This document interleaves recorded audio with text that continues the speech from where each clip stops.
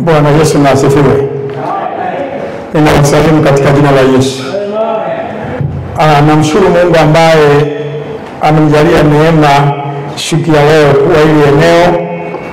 Mungu wa mbingu na nchi awabariki sana ambao mmekuja sikia kwanza leo ya semina yetu. Amen. Pia nimshukuru kila mmoja aliyefika mahali hapa. Hii semina itakuwa ni faida kwako. Mimi naitwa mchungaji Medadi Kiabashasa.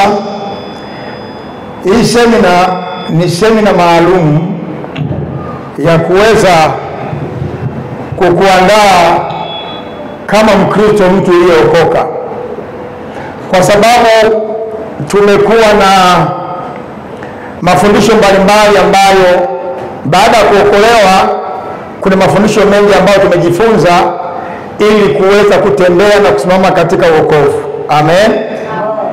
Lakini sasa kuna mafundisho tumejifunza mara nyingi, utendaji na nguvu za Roho Mtakatifu.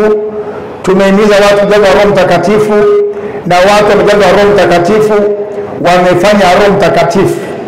Sasa huko watu wengi tunauelewa kutosha kama Wakristo.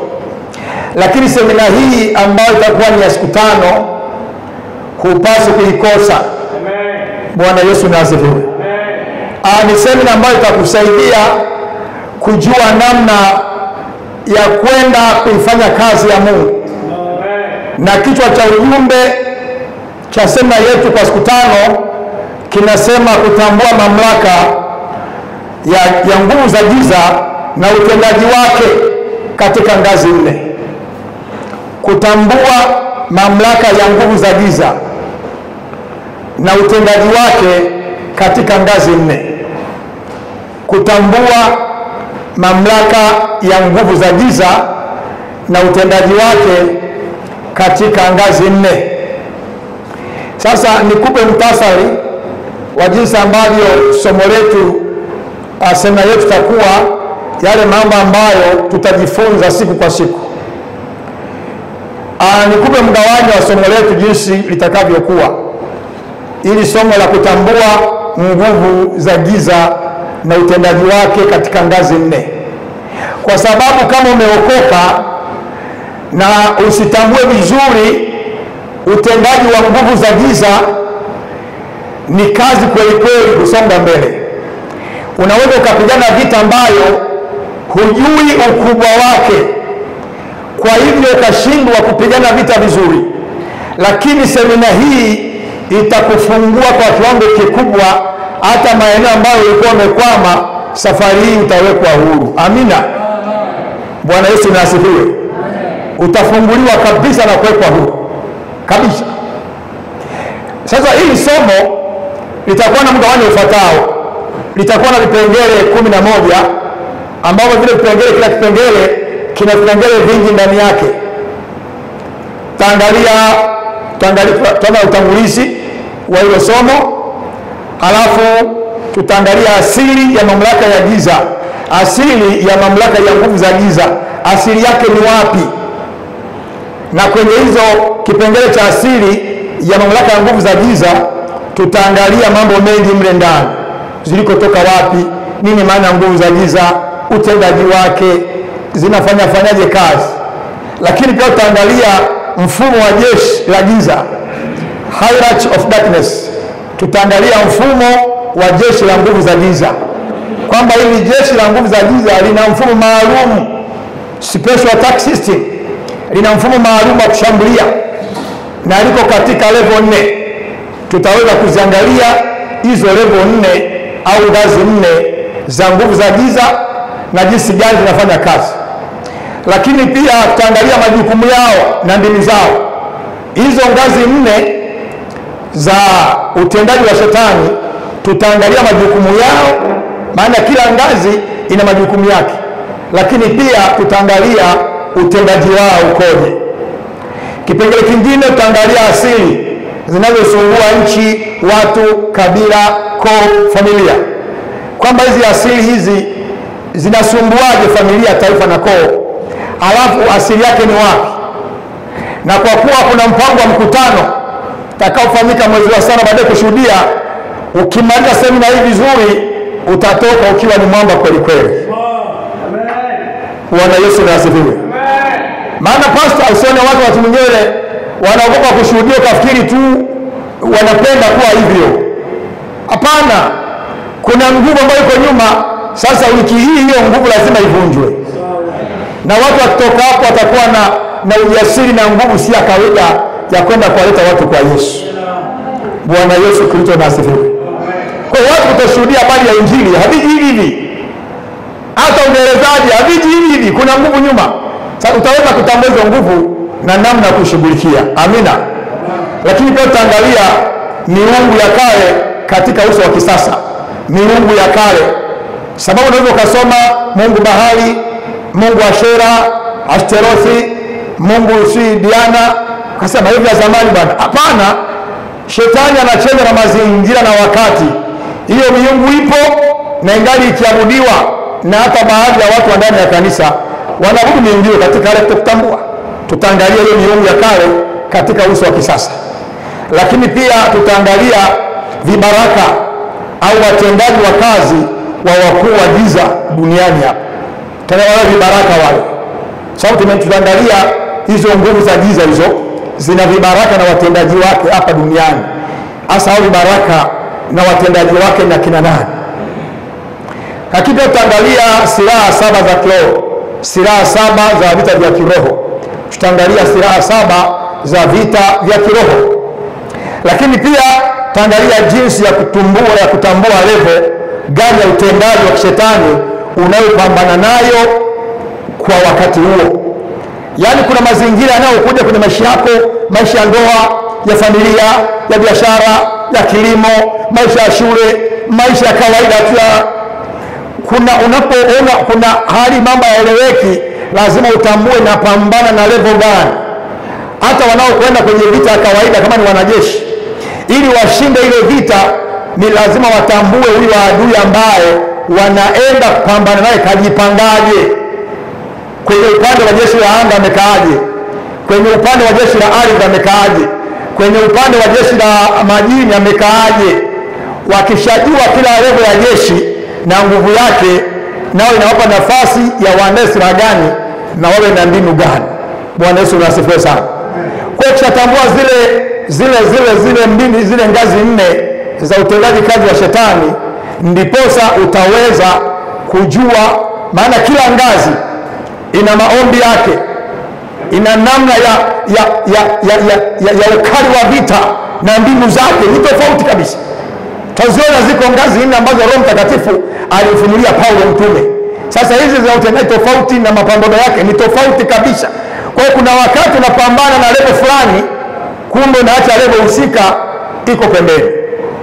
Bwana Yesu Kristo asifiwe. Kama unapaswa unapoona wengine ibadani Jumatano, Jumapili kuja waonekane, sio kwamba wanapenda, kuna nguvu iko nyuma. Sasa safari hii utaweza kujua na kuzikabili hizo nguvu kiurahisi sana. Bwana Yesu Kristo asifiwe. Tutaangalia pia jinsi maombi ya vita. Tunaposema kuna maombi ya kawaida, maombi ya kushukuru, kuna maombi ya kubembeleza, sasa kuna maombi ya vita ambayo tutayaangalia kwa kina. Maombi ya vita ambayo hayo ndio tunaosimama nayo katika ngazi 4, na utaangalia mifano ya watumishi wa Mungu na wapendwa kwenye Biblia walioomba maombi ya vita na matokeo yake. Bwana Yesu Kristo asifiwe. Tutaangalia pia eneo la kumiliki, kutawala na kustawi. Kwa nini watu wa Mungu waliookoka wana mazingira magumu, wana maisha magumu? Kwa nini watu ambao hawajamjua Mungu wanalia hali mbaya, walikuwa wanasema hali mbaya?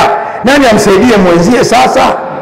Kwa nini mpaka wanajaribiwa kwenda kwa maadui uongo, wengine kwenda kwa waganga, wengine kuacha imani kwa sababu ya maisha? Tatizo ni nini? Maana tunapaswa kumiliki, kutawala na kustawi. Lakini kwa nini haya yafanyiki?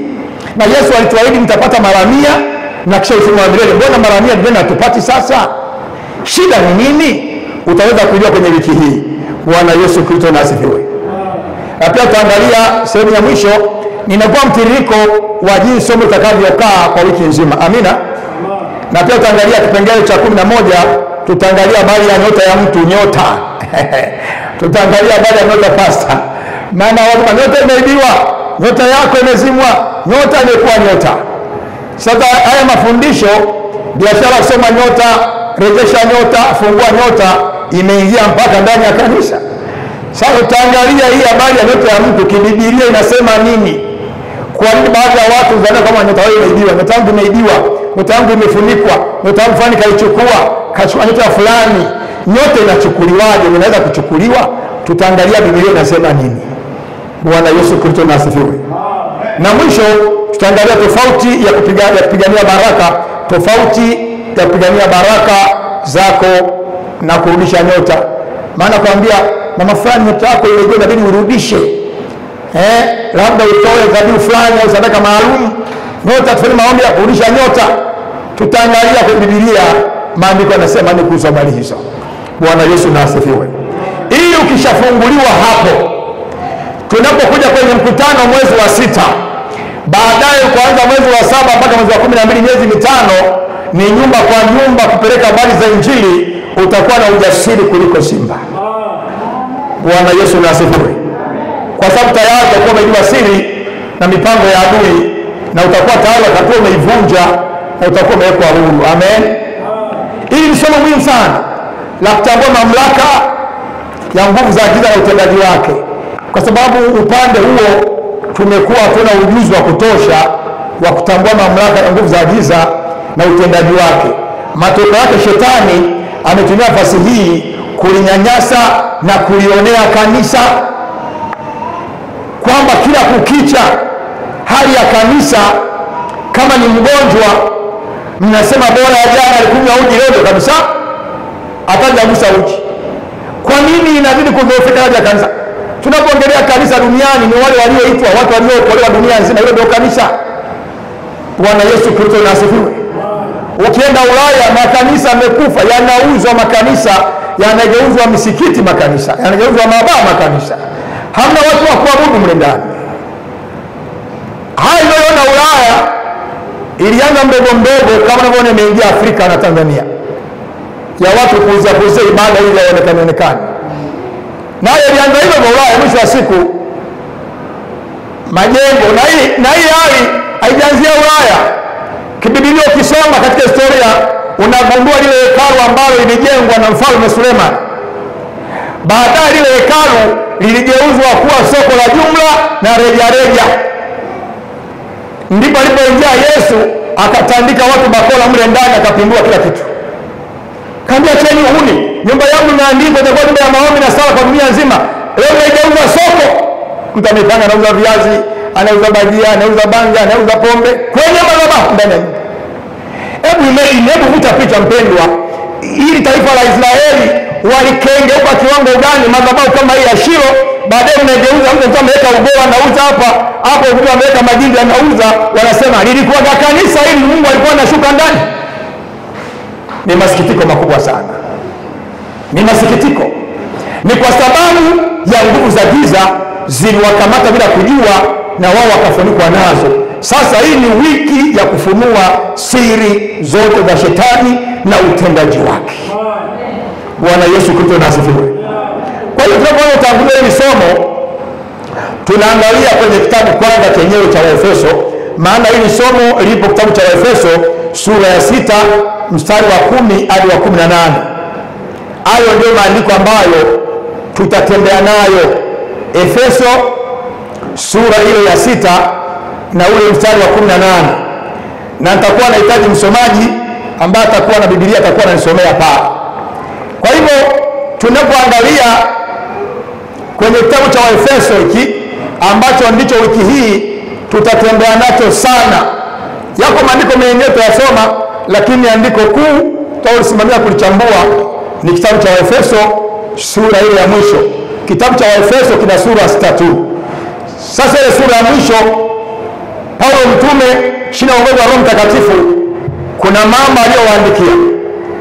Sasa hicho kitabu ni kitabu ambacho kina mambo mengi ndani yake. Ni kitabu ambacho Paulo mtume, mwandishi wa kile kitabu ni Paulo mtume, na alikiandika alipokuwa gerezani Rumi. Na Paulo alikaa pale Efeso ambapo leo ni Uturuki, alikaa pale kwa muda wa miaka 3.5, na ndiye mwanzilishi wa kanisa la pale Efeso. Na lile kanisa la Efeso Paulo mtume aligeuza kama kwa makao makuu ya umisheni. Kutoka pale alifungua makanisa mengine mengi, miongoni mwao ni yale makanisa 7 yaliyo kitabu cha Ufunuo sura ya 2 na sura ya 3. Na kanisa la kwanza ukiangalia makanisa 7 ni Efeso, maana ndio ilikuwa kanisa mama, yale pia yalikuwa ni matawi. Bwana Yesu asifiwe sana. Sasa Paulo mtume aliwaandikia huu waraka wale wa Efeso kwa sababu ule mji wa Efeso ulikuwa ni mji ambao ulikuwa umejaa ibada ya kipagani, uchawi, uganga, mazingaombwe na nguvu nyingine nyingi za giza. Na ndio maana Yesu alipokuwa anawaandikia zile makanisa 7, wakati Yesu kwa kanisa ndipo ujumbe wake, anawaambia pale Efeso, anasema najua mahali ukaapo ndipo penye kiti cha enzi cha shetani. Yesu anaambia ile kanisa la Efeso, najua mahali ukaapo, hapo ndipo penye kiti cha enzi cha shetani. Wasomaji wa maandiko wanakumbuka Paulo mtume alipata shida pale Efeso baada ya kukabiliana na waabudu Mungu aliyekuwa anaitwa Atemi au Diana. Yule mungu Atemi au Diana walifanya fujo, wale washirika wa mungu Atemi alikuwa anaitwa mungu mke. Walipiga kelele kwamba Diana ni mkuu, Atemi ni mkuu, Atemi ni mkuu. Baada ya Paulo kuonga injili, watu wakaacha kula vile viekaru na visanamu vya mungu mke Diana. Wale wakasema jamani, tunakufa njaa. Paulo karudi biashara, anahubiri habari za Yesu, watu wavuti tena visanamu. Sasa tufanye fujo aondoke. Kwa hiyo unaweza kaona kwamba ni mji ambao ulikuwa umejaa ibada, na ule mji ulikuwa na jengo kubwa kabisa la mungu huyo Atemi au Diana. Na huyo mungu Diana mpaka leo anaabudiwa kwa heshima kubwa mno. Takuja kukuambia siku za mbele Diana leo ni yupi anayeabudiwa. Ndio maana nimekuambia kuna kipengele cha miungu ya kale katika uso wa kisasa. Tutakuja kuangalia huyo Atemi ya mungu mke ambaye ni Diana, mpaka leo yuko anaabudiwa kwa heshima nzito na ana mahekalu yake huyo mungu mke. Tena bahati mbaya anaabudiwa na watu wanaosema sisi ni Wakristo, ndio wanaomwabudu Atemi mungu mke aliyekuwa ni mungu wa Efeso pale. Bwana Yesu na asifiwe. Sasa kitabu hiki Paulo anawaandikia waraka huu ili wale Wakristo kuwatia moyo na kuwaambia wasimame katika imani, na pili wasimame katika imani na watambue wajibu wao au nafasi yao ndani ya Kristo. Yani wajitambue wao ni akina nani wale wa Efeso. Lakini pili, watambue vita ya kiroho nzito na ngumu waliokuwa nayo. Unajua, unapopigana na adui asiyeonekana, hiyo ni vita ngumu sana. Hiyo ni vita ngumu. Kwa Paulo mtume ndio lengo la kuandikia, ili kwamba watambue nafasi yao katika Kristo, lakini pia waweze kutambua vita ngumu na nzito iliyo mbele yao, ambayo ni vita ya kukabiliana na nguvu za giza. Ndio pale mwisho anawaambia zile nguvu za giza zinatendaje kazi. Bwana Yesu na asifiwe. Sasa baada ya utangulizi huo wa kuelewa kitabu cha Efeso na madhumuni ya Paulo mtume kuandika ule waraka kwa Waefeso, ambao waraka ule ulikuwa ni kwa niaba ya kanisa la Mungu duniani, lakini ulianzia Efeso. Sasa tuangalie asili ya mamlaka ya giza, lakini naomba kwanza nisomee hiyo Efeso sura ya 6 mstari wa kwanza. Wewe ndio mstari wa 12 hapo ili tuokoe muda pale. Hebu anzia mstari wa 10 hadi wa 12. Nitasoma katika jina la Yesu. Ubarikiwe. Hatimaye mzidi kuonekana katika Bwana na katika uwezo wa nguvu zake. Bali silaha zote za Mungu kuweza kuzipinga ile za shetani. Ndio. Kwa maana shindano kwetu sisi si juu ya damu na nyama, bali ni juu ya falme na mamlaka, juu ya wakuu wa giza hili, juu ya na jeshi la pepo wabaya katika ulimwengu. Asante sana. Paulo mtume anaambia vaeni silaha zote ili mpate kuzipinga hila za shetani, maana kupambana kwetu si juu ya damu na nyama, bali ni katika ulimwengu wa roho, tukipambana na jeshi la pepo wabaya. Hapo ukienda pale chini ametaja ile level ya majeshi, tuangalia baadaye akaongelea ile level ya majeshi ambayo tunakabiliana nayo. Hebu endelea hapo kwa mstari 18. Endelea hapo 13 hadi 18 hapo. Kwa sababu hiyo twaeni silaha zote za Mungu mpate kuweza Kwa sababu hiyo twaeni silaha zote za Mungu mpate kuweza kushindana siku ya uovu, na kisha kuyatimiza yote kusimama. Basi simameni hadi mmejifunga kweli viunoni, na kuvaa dini ya haki kifuani, na kufungiwa miguu ya utayari kupata injili kwa ya amani. Zaidi ya yote mkitwaa ngao ya imani, ambayo hiyo utaweza kuzima mishale yote yenye moto wa yule mwovu. Asante. Tena ipokee chapeo ya wokovu na upanga wa neno la Mungu kwa sala zote na maombi, mkisali kila wakati katika roho, mkikesha katika jambo na kudumu katika kuombea watakatifu wote. Asante sana. Paulo mtume anaweka mkazo mzito mwishoni. Ule mstari wa 12 nasema vaeni silaha zote ili tupate kupambana na nguvu za giza, na nasema ili tuweze kutambua hila. Unaposikia hila ni mikakati na mipango ya siri sana ambayo kwa akili ya kawaida huwezi kutambua. Ili utambue ni lazima uvae silaha hizo, na kanisa limeingia kwenye matatizo kwa sababu ya kushindwa kupambanua hila na ujanja wa shetani. Matokeo limetumbukia wakati mwingine kwenye mitego yake. Lakini Paulo mtume anasema tukivaa hizo silaha tutakuwa na uwezo wa kutambua hila na ujanja, yaani ile twiga anazopanga tunazitambua mapema. Bwana Yesu na asifiwe. Kumekuwa na wakati mgumu sana kwenye kanisa na watu wanaonewa, tutaangalia na ibilisi kwa sababu ya kushindwa kunamua zile hila. Tutaangalia mbele kwamba tunatakiwa tuwe na macho ya rohoni. Kila aliyeokoka anapaswa kuwa na macho ya rohoni, na hiyo ni haki yako. Kibiblia macho ya rohoni yanaitwa karama ya kupambanua roho. Bwana Yesu asifiwe.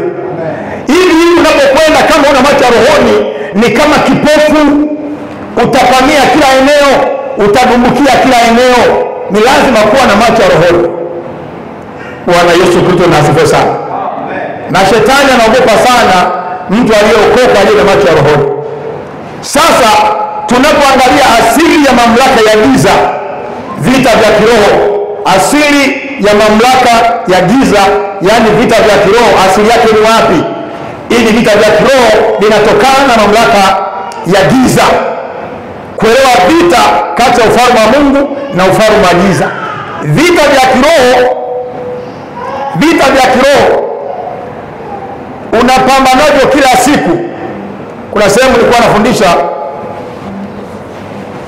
mama mmoja baada ya mafundisho haya ya kwanza akasema, mtumishi, kama ni hivi shughuli ni ngumu. Akasema nimeogopa leo.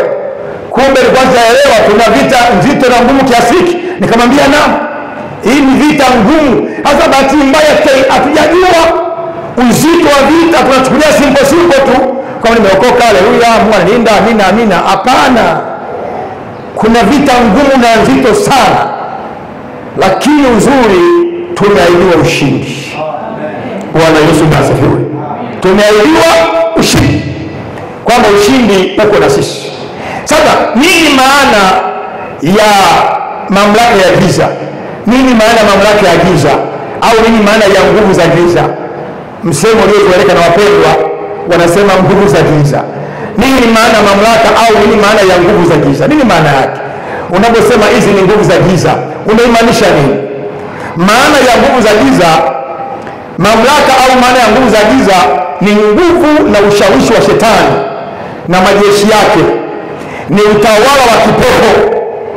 Shetani na majeshi ya uovu wanaotawala ulimwengu wa kiroho kwa upinzani dhidi ya Mungu na nuru ya Kristo. Maana ya nguvu au mamlaka ya giza ni nguvu na ushawishi wa shetani na majeshi yake, ni utawala wa kipepo, ni utawala wa kipepo, shetani na majeshi ya uovu wanaotawala ulimwengu wa kiroho kwa lengo la upinzani dhidi ya Mungu na nuru ya Kristo. Hiyo ndio maana ya mamlaka ya giza, au ndio maana ya nguvu za giza.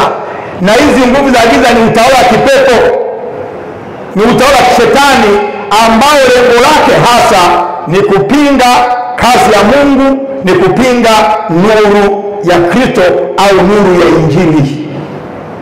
Bwana Yesu Kristo na asifiwe. Hiyo ndio kazi yake.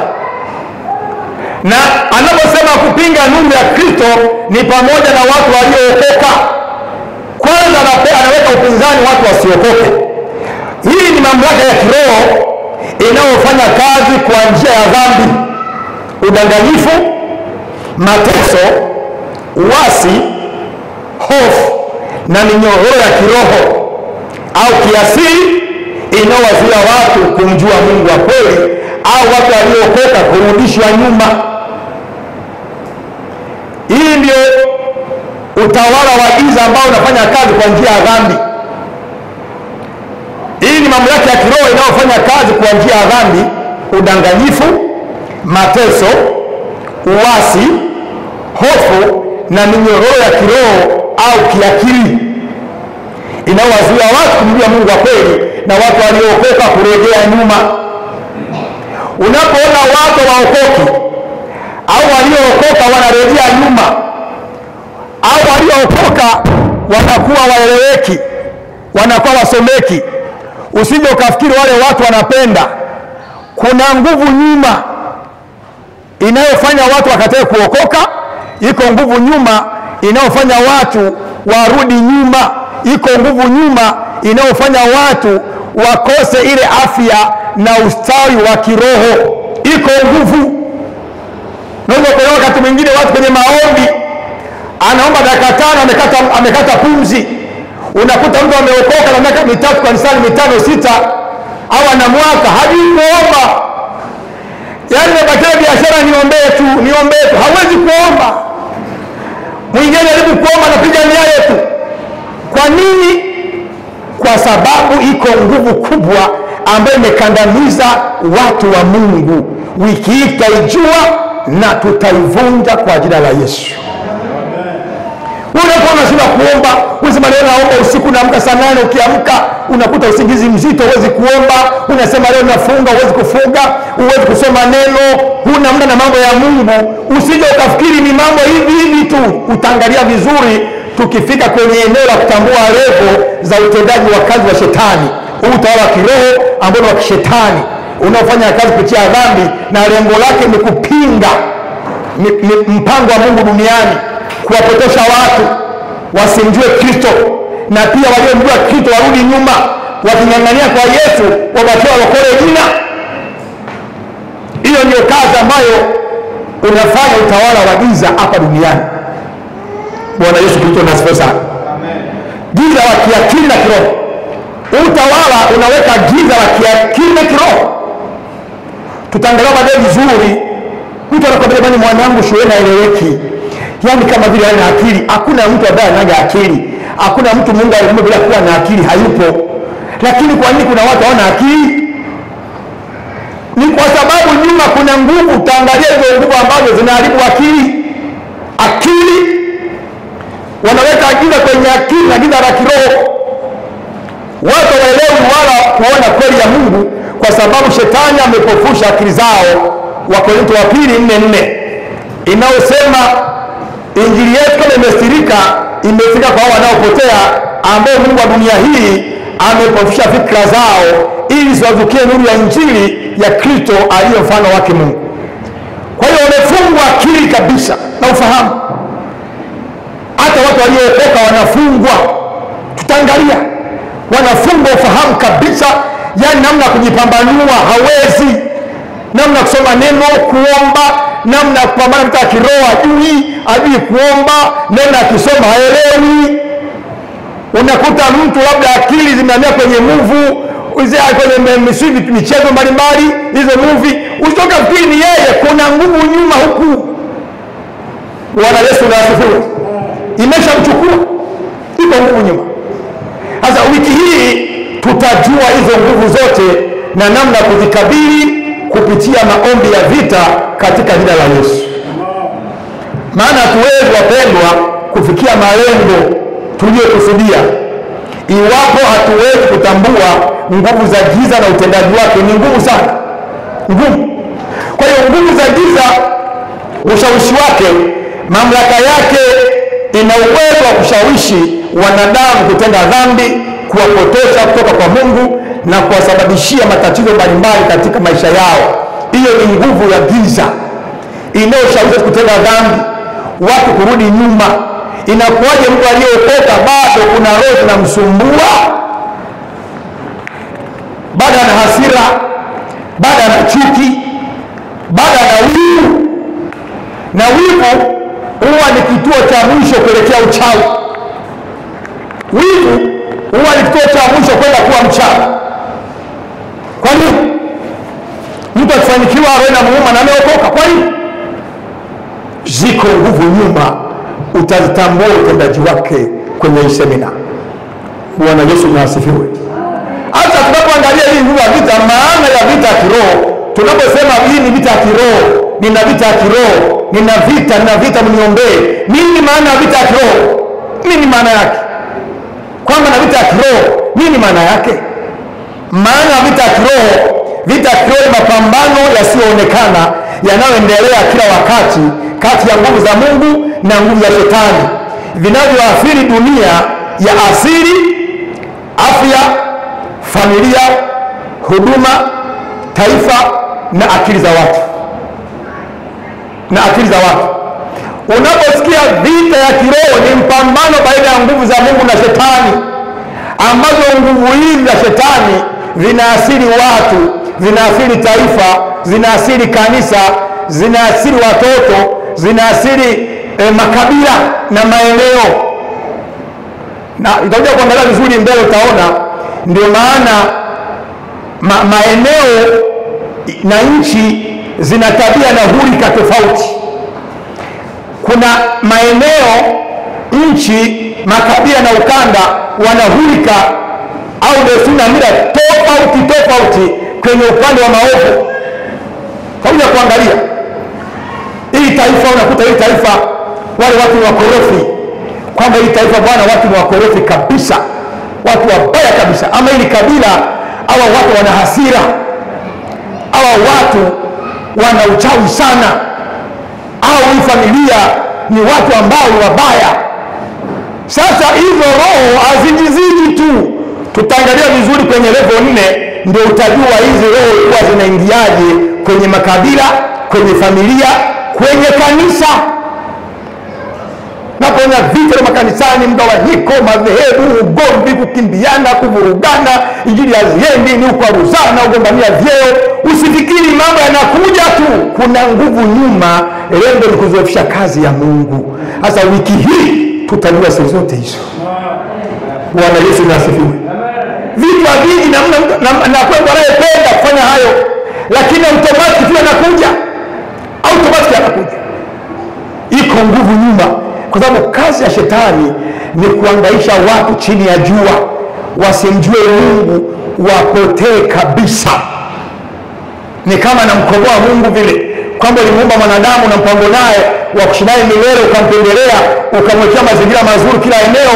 Sasa huyu ataishia kuzimu tu kwenye mateso pamoja na mimi. Nitauharibu. Utakuja kuona Shetani baada ya lile anguko la Adam na Hawa, utakuja kuona jinsi ambavyo Shetani alipata mamlaka kisheria ya kumiliki dunia hii. Hii dunia iko chini ya udhibiti na kontrol yake. utakuja kuona. Haina maana nguvu za Mungu hazifanye kazi. Ndio maana Mungu Yesu alisema mnapoomba ombeni hivi, Baba yetu uliye mbinguni, jina lako litukuzwe, ufalme wako uje duniani kama mbinguni, na utakao lifanyika hapa duniani kama mbinguni. Kwa hiyo Yesu aliongea vile kwamba muombe Baba kama ufalme wako uje hapa duniani kama mbinguni, na utakalo duniani ifanyike kama inavyofanyika mbinguni. Kwa nini?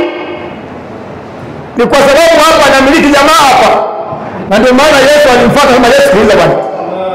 Yesu sikiliza alipokuwa kwa majaribu kwenye nyikani baada na tuangalie baadaye mbele ya safari. Kwa nini Yesu baada ya kubatizwa mto Jordan? Yesu Bwana Mungu ni Mungu ana nguvu kabisa. Lakini kwa nini moja kwa moja kuingia mitaani kuanza kuhubiri Injili?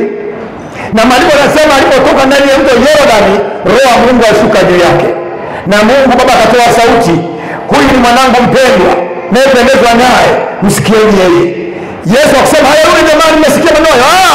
Maandiko yanasema Roho wa Mungu akamuongoza moja kwa moja porini kwenye eneo tulivu, akaingia kwenye maombi ya vita siku 40 akitafuta upako. Ibilisi akamwendea Yesu kwamba Yesu sikiliza, ukinisujudia kidogo tu ukadipo, wakati amekalia kinara cha hekalu, akasema hizi mali zote nitakupa, maana ziko chini yangu na nampa kila mtu nitakavyo. Yesu akumbishia. Kwa sababu Ibilisi ni mwongo, akumbishia ila alimkemea tu. Akaambia imeandikwa, muabudu na msujudie Mungu peke yake. Yesu alijua ukweli huo. Yesu alijua ukweli huo, na ndio maana akafanya sala ya Baba yetu aliye mbinguni kwamba ufalme wako uje utakaofanyika duniani kama inavyokuwa mbinguni. Maana hapa Mungu anataka alifanyiki wala ufalme hakuna. Yesu alipokuja akaanzisha ufalme na akauacha ufalme. Huo ufalme ni kanisa, yani watu waliookoka. Hao ndio mabalozi wa ufalme wa mbinguni. Sasa shetani ni muuma hiyo kuona dunia hii tayari ambayo kwa inamiliki yeye, tayari amesha pandikiziwa mawakala wa ufalme wa mbinguni. Sasa anasema hawana kufanao tu, wale ufalme wa ubareza wataufanya ngo. Ndio maana tunaenda tukashuhudia jamani Injili mtaani, watu ni waoga. Jamani fanya hivyo, watu wanakula konda. Sio kama wanapenda pasta, kuna ngumu nyuma. Sasa wiki hii taijua na taivunda kwa jina la Yesu. Bwana Yesu na asifiwe. Kwa hiyo mwelewa maana ya kiroho ni mapambano ya nguvu isiyoonekana inayoendelea kila wakati kati ya nguvu za Mungu na za shetani, na hiyo nguvu inaathiri afya, familia, huduma, taifa na akili za watu. Hiyo nguvu inaathiri kabisa. Watu wanakuwa hawaeleweki. Kwa kuna nguvu inavunga, taangalia vizuri kwenye level ya 4 ya jeshi la pepo wabaya, ambapo watu wanakuwa ndani ya kanisa pasta, lakini wako nje ya kanisa. Yaani wako kimwili tu, lakini kiakili hawa. Na ndio maana kwa wakati mwingine unaweza kama Bwana asifiwe wakati watatu. Amina. Ana wewe hapo. Ukikoona Bwana asifiwe. Kama anakuwa usingizi. Walikuwa hawapo. Walikuwa hawapo ndani ya ibada. Wako muonekano wa kile hoja hawapo. Kwa nini? Kuna nguvu nyuma. Haitaki watu wasikie habari ya Mungu wao na waifanyie kazi. Chanzo, sasa tuangalie chanzo cha vita ya kiroho ni nini? Chanzo cha vita ya kiroho ni nini? Hiki chanzo cha vita kiroho. Hii namba 2 kwenye kipengele cha asili ya mamlaka ya giza. Asili ya mamlaka ya giza, kipengele namba 2, chanzo cha vita kiroho ni wapi? Vita vilianza kabla mwanadamu kuumbwa. Shetani Lucifer alimwasi Mungu mbinguni. Isaya 14:12-15. Ezekieli 28:12-17. Shetani akaangushwa na malaika wake. Ufunuo 12:7-9. Kwamba chanzo cha vita vya kiroho ni wapi? Vita hivi vilianza kabla ya Adamu kuumbwa. Kwa maana shetani yani Lucifer alimwasi Mungu mbinguni, alimwasi Mungu. Akainua kiburi, akainua jeuri. Ile Isaya 14:12-15. Ezekieli 28 12-17, akaangushwa na malaika wake. Ufunuo 12:7-9. Alipomwasi Mungu, Mungu akasema utashughulikiwa. Hebu nisomee hayo maandiko tafadhali. Hayo maandiko yasomwe uone mpendwa, chanzo cha vita vya kiroho. Tunapopambana na vita ya kiroho wapendwa, chanzo kilitoka wapi? Na naomba wiki Mungu akusaidie, afungue masikio ya ndani uelewe hii vita ni ngumu na nzito. Inahitaji utulivu wa kufahamu wa akili ili uweze kukabili na siku moja kwa uone uzima wa milele. Maana vita ujue kazi yake, shetani hataki uingie kwenye uzima wa milele. Hiyo ndio pointi yake kubwa. Na wewe kwa nini uingie kwenye uzima wa milele? Unaingiaje usipojua mbinu zake na uwezo wake? Soma hayo maandiko. Soma Isaya 12:15, Isaya sura 14 mstari wa 12-15. Ubarikiwe. Jinsi ulivyoanguka kutoka mbinguni, ewe nyota ya alfajiri, mwana wa asubuhi. Jinsi ulivyokatwa kabisa, ewe ulioangusha mataifa. Nawe usema moyoni mwako, nitapanda mpaka mbinguni, nitakiinua kiti changu juu kuliko nyota za Mungu, nami nitaketi juu ya mlima wa mkutano, katika pande za mwisho za kaskazini. Nitapaa kupita vimo vya mawingu, nitafanana na yeye aliye juu. Lakini nitashushwa mpaka kusini, mpaka pande za mwisho za shimo. Wala kunao watakukazia macho, watakuangalia sana wakisema, je, huyu ndiye aliyetetemesha dunia? Huyu ndiye aliyetikisa falme? Aliyefanya ulimwengu ukiwa, akaifungua miji yake? Asiyewafungua wafungwa wake waende kwao?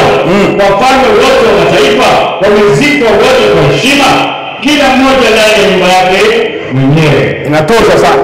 Unaweza ukaona nisomea na Ezekieli 28:12-17. Ezekieli 28:12. Hiyo ni namna gani chanzo cha vita vya kiroho, zile nguvu za giza, kwamba alijiinua akasema atainua kiti changu nimpita aliye juu, Mungu aliyeniweka hapa ni miliki baada yake. Lakini akaambia utashushwa hata kuzimu, hata nchi. Atashushwaje? Tutaangalia ule mpambano kwa wa kitoto. Hata kusaidia ule mpambano itabidi leo usituke. Soma Ezekieli sura 28 mstari wa 12 hadi wa 17. Mwanadamu, umfanyie maombolezo ufalme wa Tiro. Mwambie Mungu asema hivi, wewe utakutia muhuri kipimo, umejaa hekima na ukamilifu wa uzuri. Ulikuwa ndani ya Edeni, bustani. Huyu anaitwa mfalme wa Tiro ni shetani. Kila jiwe la thamani lilikuwa kifuniko chake. Akiki na yakuti manjano, na almasi, na zabarajadi, na johamu, na yaspi, na yakuti samawi, na zumaridi, na baharamani, na dhahabu, kazi ya matawi yako na filimbi zako ilikuwa ndani yako. Katika siri ya kuumba kwako zilitengenezwa tayari. Wewe ulikuwa kerubi mwenye kutiwa mafuta afunikaye, nami naliweka hata ukawa juu ya mlima mtakatifu wa Mungu. Umetembea huko na huko kati ya mawe ya moto. Ulikuwa mkamilifu, ulikuwa mkamilifu katika njia zako, ulikuwa mkamilifu katika njia zako tangu siku ile ulipoumba, hata wewe ulionekana ndani yako. Asante. Unaona, shetani hakuwa shetani kabla ya hapo. Anaitwa alikuwa ni Lucifer, yana alikuwa ni kiongozi, yana alikuwa ni kiongozi wa praise and worship mbinguni. Na naambiwa alikuwa ndio Mungu. Nyinyi leo tunapiga vinanda pembeni, ngoma pembeni, magitaa pembeni, yeye hamna.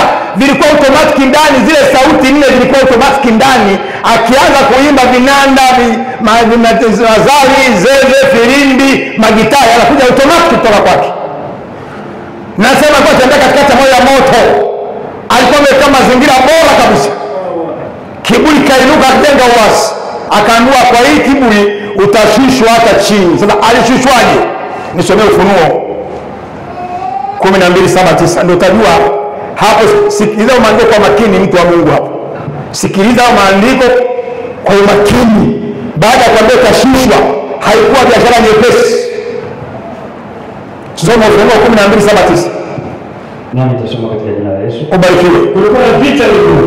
Baada ya kuambia utashushwa, Yohana anaelezwa Maana Yohana kwenye Ufunuo aliambiwa mambo matatu: mambo yaliyokuwepo kabla, mambo yaliyopo wakati huo na yajayo. Sasa hapa anaambiwa mambo yaliyokuwepo kabla, kwamba shetani kusema duniani hapo alikuja kujaje. Yohana anawekewa video kuonyesha aliyokuwa miaka hiyo kabla dunia watu walioumbwa. Kulikuwa na vita mbinguni. Yohana akaona kwenye maono. Mikaeli na malaika zake. Kulikuwa na nini? Kulikuwa na vita mbinguni. Kulikuwa na sherehe. Kulikuwa na vita mbinguni. Kulikuwa na furaha. Kulikuwa na vita mbinguni. Kulikuwa na mpambano, vita mbinguni. Mikaeli na malaika zake ndio wakapigana na yule joka. Yule joka naye akapigana nao na malaika zake. Nao hawakushinda. Wala mahali pao hapakuonekana tena mbinguni. Ikawaje? Yule joka akatupwa, yule mkubwa nyoka wa zamani aitwaye Ibilisi na Shetani, akudanganyao ulimwengu wote, akatupwa hata nchi, na malaika zake wakatupwa pamoja naye. Nikasikia sauti kuu mbinguni ikisema, sasa kumekuwa wokovu na nguvu na ufalme wa Mungu wetu na mamlaka ya Kristo wake, kwa maana ametupwa chini mshitaki wa ndugu zetu, yeye awashitakie mbele za Mungu wetu mchana na usiku. Nao wakamshinda kwa damu ya mwana-kondoo na kwa neno la ushuhuda wao, ambao hawakupenda maisha yao hata kufa. Kwa hiyo shangilieni enyi mbingu, nanyi mkao humo, ole wa nchi na bahari. Sikiliza hiyo, ole wa nchi na bahari. Rudia tena, ole wa nchi na bahari. Kwa nini ole? Kwa nini ole? Endelea. Kwa maana yule Ibilisi ameshuka kwenu kwenye ghadhabu nyingi, akijua ya kuwa ana wakati mchache. Inatosha. Sasa mtu wa Mungu, tafakari hapo kwanza kwa sekunde moja. Baada ya shetani kutupwa toka mbinguni, maandiko yanasema ilikuwa ni shangwe na furaha, kwamba sasa bugu za nakazee imeondoka mbinguni. Ni utawala freshi wa Mungu wetu na Kristo wake, ni shangwe, ni haleluya kwenye mbingu. Sasa malaika, maandiko yanasema alipochungulia huyu shetani aliyeshushwa mbinguni, kaelekea wapi? Kuchungulia, akaona katupa duniani, akasema, akapiga ukunga, akapiga mwano, akasema, mzigo uliokuwa mbinguni ile vurugu, jamaa katupa kwenu, ole wenu wa mbingu na bahari. Shetani katupa kwenu. Kwanza ana ghadhabu nyingi na anajua na muda mchache, maana yake hataki kupoteza muda. Sasa fikiria mpendwa, hiyo vita jinsi ilivyokuwa, ule mpambano uliokuwa mbinguni, akatupwa yeye, malaika zake. Alifanikiwa kukokota feusi, robo tatu malaika aliwakokota. Hayo ndio mapepo tutanao tena jua. Sasa malaika anapiga adui, anapiga ukunga, anasema ole dunia. Shetani katupwa huko. Na ndio maana Yesu aliamua kuja. Tangalia mbele, siku anaondoka, anaambia jamani, naona mda mihemko na furaha kwenda kuhubiri habari zangu ya kwamba nimefuka, mwende kuwakoga wale wapinzani wetu. Naomba msikurupuke, ngojeni kwanza uweza utokao juu. Hamwezi kutoboa mpaka mpate roho wa Bwana. Hivi mtachemka saa 2 asubuhi. Bwana Yesu na asifiwe. Hii vita ndio maana wachungaji na kadhana, jamani, watu wajaze Roho Mtakatifu na wamtunze Roho Mtakatifu. Tunajua huwezi kushinda hiyo vita, huwezi kushinda. Shetani ametupwa, ana ghadhabu nyingi, anasema ole wa dunia, maana ametupwa. Kwa chanzo cha nguvu za giza au vita vya kiroho ni ule uasi wa Ibilisi, akatupwa hapa duniani. Lengo la shetani ni nini? Kuiba, kuua na kuharibu. Yohana 10:10. Yesu aliweka wazi, hebu soma andiko hilo, Yohana 10:10. Yesu alisema kazi yake duniani ni nini Ibilisi? Yesu aliweka wazi kazi yake. Yohana 10:10. Yohana 10:10. Yesu aliweka wazi kazi yake.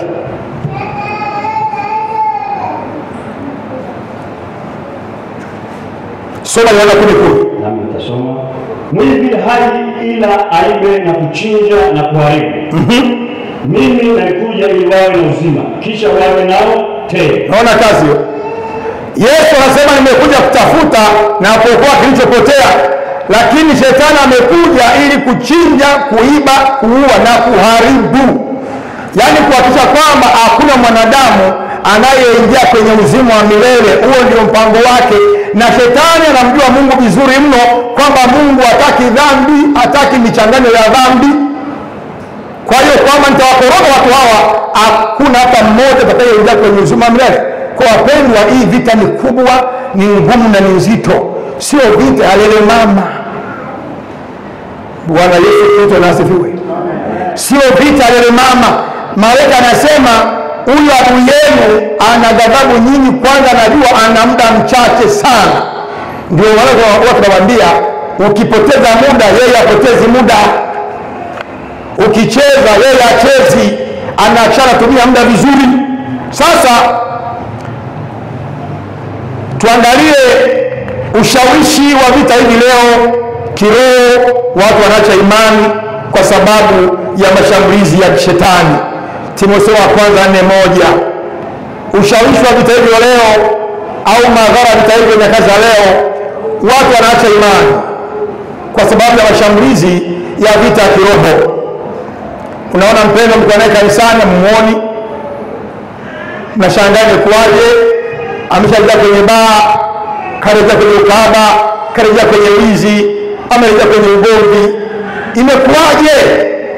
Kumbe tayari vita, mapambano, ameshindwa. Mtu anaporudi nyuma tayari ameshindwa mapambano. Mtu anapokuwa anatenda dhambi na huko anakuja kanisani, tayari kwenye mapambano ameshafeli. Na tunaidiwa lazima tushinde. Bwana Yesu asifiwe.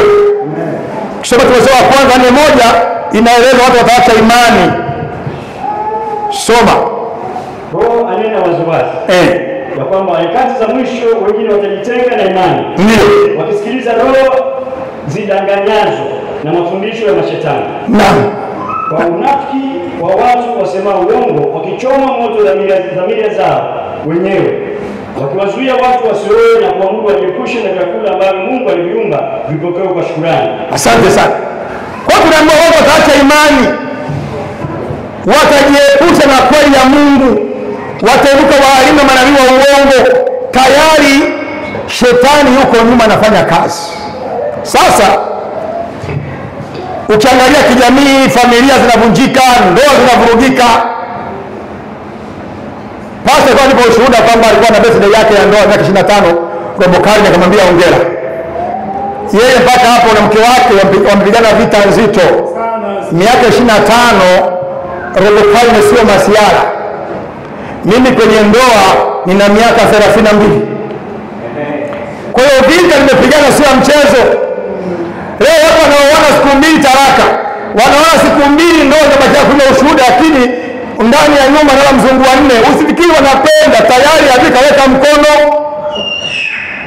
Sasa ni lazima tuufieke. Nimekwambia wiki hii hapaswi kukosa mtu ili apate maarifa ya namna ukabila adui yake. Bwana Yesu na asifiwe. Kama ndio kuna yumba, biashara na yumba, familia na yumba, mambo yasomeki, wiki hii yatasomeka tu baada ya semina. Maana utakuwa umejua na umepata maarifa. Amina. Ukija kifamilia, laana za ukoo, magonjwa, migogoro ya vizazi, tutachimbua mbele vizuri. Na bila laana za ukoo, mtu aliyeokoka zinaweza kumpata mara, tutaangalia mbele ya safari. Habari ya magonjwa, kuna magonjwa ambayo yanaletwa na ibilisi, wala sio kwamba kisayansi, ni ya ibilisi. Na kimsingi magonjwa yote ni kazi ya ibilisi. Tutaangalia maandiko yanathibitisha hilo, kwamba ibilisi analeta uonevu kwa watu wa Mungu. Uonevu tu, yaani maadamu wakose raha, wasikie duniani kumabudu Mungu. Kitaifa, ufisadi, vurugu, ukabila, roho za kimataifa zikitawala mataifa mengine. Danieli 10:13. Tutaangalia vizuri mbele ya safari ili eneo kwa kina, jinsi ambavyo hizi roho zinafanya kazi duniani leo. Bwana Yesu Kristo na asifiwe. Sasa kwenye hili eneo la nguvu za giza, nini tunajifunza? Yako mambo manne tunaojifunza kwenye hili eneo. Yako mambo manne tunayojifunza kwenye kipengele cha mamlaka ya kutambua mamlaka ya nguvu za giza au chanzo chake. Moja, vita vya kiroho ni halisi, si hadithi wala hisia.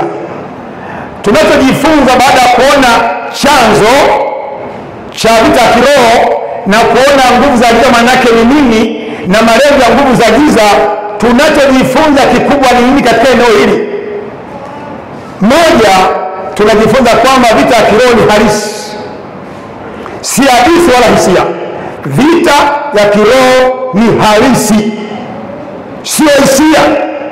Usije ukadhani wapendwa, vita ya kiroho ni hisia au ni hadithi za kubuni. Ni halisi na ni vita kali. Ungefunuliwa macho ungezimia jinsi adui aliyopanga mashambulizi, ungezimia, ungeona jinsi vita ilivyo kali. Tutaangalia vizuri kwenye somo mbele ya hii wiki nzima. Utakuja kuona kwenye anga, unaposikia mkuu wa anga ama mfalme wa anga, yaani hapa katikati hapa kuna mapepo kiasi kwamba kwa juu yake ukiachia sindano haipeni. Kazi yake nini? Ni kuzuia maombi ya watakatifu yasiende. Kwa hiyo unapoomba maombi ya miayo, tuombe Baba wa mbinguni, kwa kweli Baba hayaendi kokote. Baba mpendwa, utamwona Danieli alipigana siku 21, amemwomba Bwana na Bwana ameagiza majibu yake, ameyapeleka malaika Gabriel, lakini mapepo yakaziba ushiki kokote, muache Danieli ateseke, mpaka Mungu akamshusha malaika wa vita Mikael na jeshi wakapigana, mapepo yakaachia, akashuka Gabriel, na Mungu akasema Mikael usiondoke, ukiondoka naziba atabaki huko huko, baki hapa. Akapeleka majibu kwa Danieli, baadaye akarudi akaziba tena. Hii ni ngumu na ni nzito, lakini ushindi huko nje. Bwana Yesu asifiwe. Kwa nini? Tutaangalia vizuri kwenye hii wiki Yesu alipotangaza kwa madamu, alikuwa anasema alishangilia kwa mkobo katika ule msalaba, akiongomelea zile dhambi na akasema tetelestai, yaani imekwisha. Utajua kwa Yesu alisema kwa mkobo. Neno tetelestai ni neno ambalo alikuwa analitumia wapambanaji wa Kirumi, yaani wakiwa kwenye vita, wakishinda vita, wakaangamiza maadui wote. Au kama alikuwa kwenye mieleka, unapambana na mieleka wengi, walikuwa wanatumia mieleka, mchezo wa mieleka. Alikuwa kwanza anampiga chini, wa pili, wa saba, wa 10, wa mwisho unatangaza sema tetelestai, nimepiga wote, nyani na nyanga hawatainuka, wamekwisha, hakuna mwingine, mimi ndio champion. Hata na Yesu aliposema imekwisha, maana yake nimepiga kitu, mimi ndio champion. Ndio akaagiza na watu wake, anawaambia kwa Mathayo 28, mimi namkabidhi injili kila mahali, wala msiogope, mimi niko pamoja na nyinyi. Nimepeni nguvu ya kanyaga nge na nguvu zote za yule mwovu, nimepeni jeuri hiyo. Kaangalia mbele ya safari.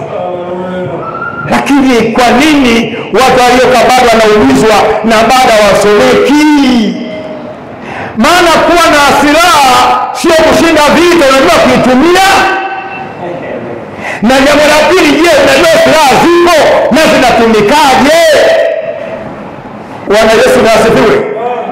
Maana unapokwenda kwenye mapambano, ndio maana akienda askari kwenye vita, ndio maana nimekuambia zile ngazi 4 zina mapambano tofauti: ukali wa maombi, ukali wa vita, mbinu ni tofauti. Kila level utaangalia vizuri kwenye wiki hii. Ndio maana askari akienda vitani, na Paulo anatumia mfano wa picha askari wa Kirumi. Akienda vitani askari, yeye huwa haondoki na silaha moja. Unaposikia anaambia tumieni upanga wa Roho, atumia picha ya askari wa Kirumi. Akienda askari anakuwa amekamilika. Kama ni bunduki, nyakati anakuwa na bunduki, anakuwa na singe. Ndio Paulo alisema tumieni upanga, ule upanga tayari machaira, kwa maana upanga mfupi, kwa maana ni vita hand to hand. Hand to hand battle, karibu kwa karibu. Utaangalia kwenye vita, kwenye ile silaha ya kutumia upanga, ni vita ya karibu, sio ya mbali. Utumii panga refu, ni fupi, maana vita mkono kwa mkono. Hiyo ni mtu mbili hiyo.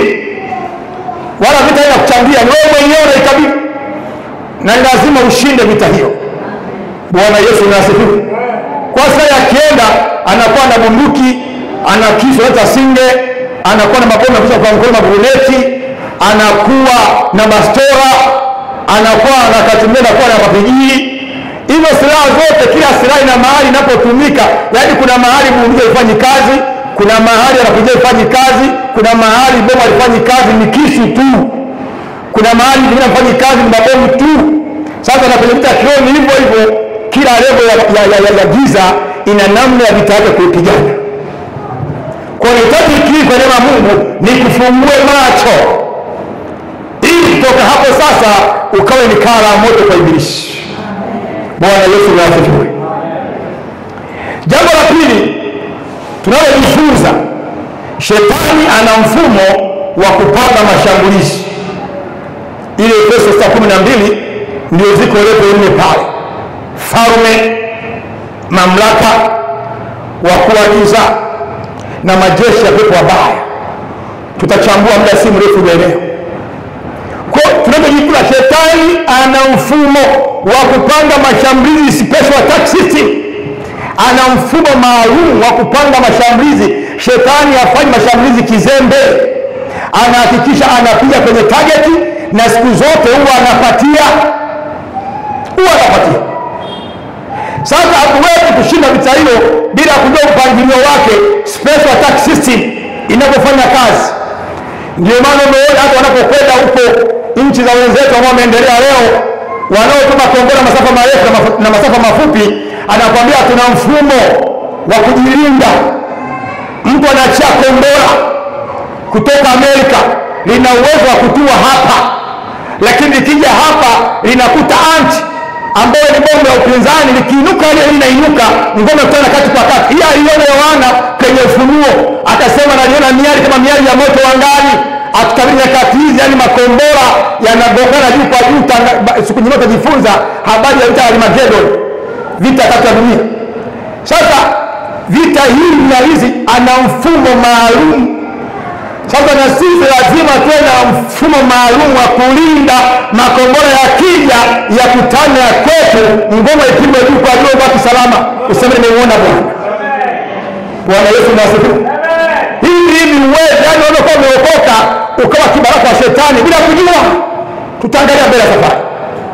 Sasa hii ukishafunguka hapo, sasa tunasema kitunda kumekucha. Yaani tunakwenda kama mbwa mwitu wote kushambulia kila eneo ili watu waje kwa Yesu.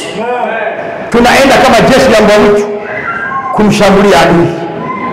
Baada ya kujua mbinu zake, unajua hata kijeshi. Kama hapa kuna wanajeshi wataniunga mkono, ili mwende kupambana na nchi fulani, huwa mkurupuki. Mkikurupuka mtapigwa kama kwa shule. Ni lazima mpeleleze kwanza, ili jeshi uwezo wao wa anga ukoje, upande wa anga, upande wa baharini nguvu yao ikoje, upande wa askari wa miguu wa infanteria, vita ya ardhini hii wakoje, wanatumia silaha zipi na uwezo gani wanatumia. Ukishatambua uwezo wao na nguvu zao na mpango yao yote, kitaalamu kivita wanasema nusu ya vita unashinda kabla ya kuingia kwenye uwanja. Sasa na sisi ili tushinde vita, ili somo litakufungua ufahamu mpendwa. Hii wiki kija kuisha tayari utakuwa umeshinda nusu ya vita. Utabakiza nusu kwenda kumaliza kazi. Bwana Yesu asifiwe. Jambo la tatu kujifunza, mshindi ni yule aliye upande wa Mungu na anayejua silaha zake. Mshindi ni yule aliye upande wa Mungu na anayejua kutumia silaha zake. Yaani anayejua silaha zake na anajua kuzitumia. Huyu ndio ushindi. Maana unaona vita ilivyokuwa ni ngumu ile. Sio vita ile mama, sio vita ya kitoto. Jambo la 4, hatupigani kwa hofu, bali kwa mamlaka ya Yesu Kristo. Luka 10:19. Mshindi ni yule aliye upande wa Mungu, anayejua silaha zake na jinsi ya kuzitumia. Maana unaweza kujua silaha na ukashindwa kuzitumia, ama unaweza kuwa hujui kama silaha zipo na ukaonewa na ibilisi. Na ndio maana Paulo aliwaandikia Waefeso wajue mamlaka yao na haki zao katika Kristo ili waweze kuzitumia. Bwana Yesu Kristo na asifiwe. Kwa sababu unaweza ukashindwa kutumia vizuri mamlaka yako na ukaonewa, ama usijue kama una mamlaka hiyo, ama kama una hiyo silaha ukaonewa. Siku moja aliyekuwa ushuhuda mmoja, askofu wangu Dr. Muhiche, anasema alikuwa anaelekea Korea Kusini akiwa na askofu Gamanywa.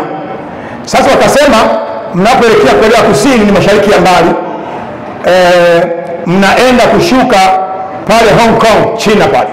Ndio kuna junction kubwa kituo kikuu cha ndege ambazo zinaelekea mashariki ya mbali, Vietnam, Korea, Japani, wapi, ni Hong Kong pale China.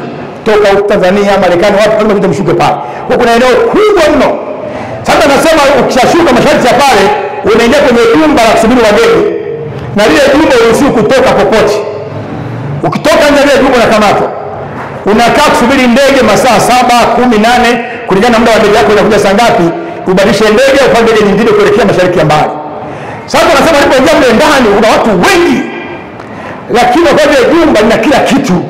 Vinywaji, wanaokunywa pombe, wanaokunywa juice, wanaokunywa maji, wanaokula chakula, maji ya kuoga, mahali pa kulala. Sasa walipoingia wanasema ile eneo maelekezo yote ni Kikorea kitupu. Ni Kichina kitupu ile eneo. Na hawana mtu wa kumuuliza. Sasa wakashangaa watu wanakula, wanakunywa, wanalala, wanaoga. Sasa hao ndio waliweka oda. Hawaoni mhudumu. Yaani wakachanganyikiwa. Njaa inauma, wamechoka. Hawajala karibu kutwa masaa 24. Wako hoi. Akasema wakakwenye vitu akajikunja pale. Sasa anasema amekaa pale kwa sababu kwa lafanya ana na geuza, anasema akashia kwenye mkono mfuko wa koti ile, akatoa ile risiti ya ndege. Anaangalia, tusakata anaangalia kwa kupoteza muda, na pale geuza nyuma, kuangalia nyuma akaona ilani pale, instruction iko pale. Ilani. Akaangalia. Bwana msafiri anaelekea mashariki ya mbali, unapofika Hong Kong, ile jumba la wageni kubwa, wamo kuna kila kitu. Tiketi uliyolipa imelipia kila kitu. Kwa hiyo jisevie mwenyewe, oga utakapo, kula utakacho, kula utakacho, wala utakapo, jisevie mwenyewe. Kasema jamani, hebu niangalia vizuri au naota. Tiketi yako hapa akatoa. Kuangalia kama ni muya haya. Tumeumia na njaa masaa kibao. Kumbe akienda iko hapa. Anasema alikasirika, wala kibla kuchukua chakula. Azaba lakini shaba kiamba na masaa ile tule kurudi. Ila wameumia masaa 10. Wakashindwa kulala, kuoga. Kwa nini hawakujua kizao? Kwa hiyo unaweza kuwa umeokoka lakini usijue haki yako na ukaonewa na ibilisi. Na hiki ndio kinakumba watu waliookoka, wanaonewa, hawajui haki zao wala wafanyaji hawaelewi, wanaonewa. Ila wiki hii utajua haki zako zote. Bwana Yesu Kristo na asifiwe. Jambo la nne la mwisho tunaojifunza kipengele hiki, hatupigani kwa hofu bali kwa mamlaka ya Yesu Kristo. Luka 10:19. Hatupigani kwa hofu bali kwa mamlaka ya Yesu Kristo. Tumepewa mamlaka na Yesu Kristo kupigana vita hii. Hatupigani kwa hofu hata kidogo, bali kwa mamlaka ya Yesu Kristo. Bwana Yesu na asifiwe. Luka 10:19. Sasa wapendwa,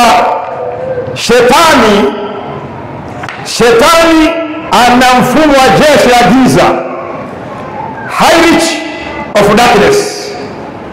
Hierarchy of darkness, mfumo wa shetani. Wewe tumesema, kumbuka ujumbe wetu nasema kutambua mamlaka ya nguvu za giza na utendaji wake katika ngazi 4 au level 4 au klasi 4. Sasa hizi ngazi 4 za utendaji kazi wa nguvu za giza ni zipi? Ngazi ya kwanza ni falme. Ngazi ya kwanza ni falme. Wewe andika tu hapo, ngazi 4 za utendaji kazi wa shetani. Ngazi 4 za utendaji kazi wa shetani. Ngazi ya kwanza ni falme. Ngazi ya pili ni mamlaka. Ngazi ya tatu, wakuu wa giza, na ngazi ya nne, majeshi ya pepo wabaya. Majeshi ya pepo wabaya. Hizi ndizo ngazi nne za utendaji kazi wa shetani, na kila ngazi, hizi ngazi hazikuwekwa bahati mbaya. Roho Mtakatifu alifunulia Mtume Paulo kwamba waambie Waefeso, kuambia Wakristo wote duniani wa leo na wa kesho, ya kwamba wajue vita yao ni ngumu, na shetani ana sistimu aliyoipanga kwenye level 4, vikosi vinne, ambao ni falme, mamlaka, wakuu wa giza na majeshi ya pepo wabaya. Sasa tuangalie hii ngazi ya kwanza ya utendaji kazi wa Ibilisi.